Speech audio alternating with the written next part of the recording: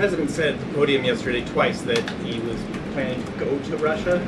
Was that a verbal slip-up, or does he actually plan to go to Russia? Perhaps there are plans in the future to travel to Russia, and on Friday the president will be meeting with the Russian President Vladimir Putin in Alaska, as you know. On Friday morning, President Trump will travel across the country to Anchorage, Alaska, for a bilateral meeting with Russian President Vladimir Putin. The brutal war between Russia and Ukraine broke out under Joe Biden's incompetent leadership, but President Trump is determined to try and end this war and stop the killing. As the president has said over and over again, his strong preference will always be for peace and partnership, whenever those outcomes can possibly be achieved.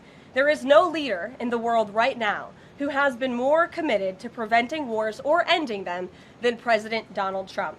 Thank you, Karoline. Regarding the Putin and President Trump summit on Friday, why not invite Ukrainian President Zelensky to that summit? I know the president said yesterday that he planned to speak with him right after the summit and even before, but why not invite Zelensky, and whose decision was it to not invite him? Was it the president or was it President Putin? Well, this meeting came about because the president of Russia asked the president of the United States to meet through his special envoy, Steve Witkoff, who, as you all know, traveled to Russia to have a conversation with Putin at his request. And so the president is agreeing to this meeting at the request of President Putin. And the goal of this meeting for the president is to walk away with a better understanding of how we can end this war. And the president said at this podium yesterday, when he joined all of you in the room, that he hopes in the future there can be a trilateral meeting with these three leaders to finally bring this conflict to an end.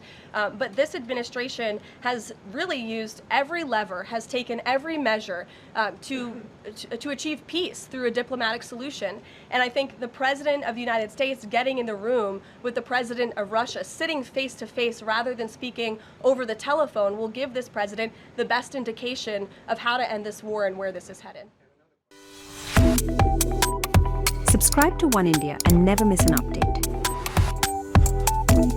Download the Oneindia app now.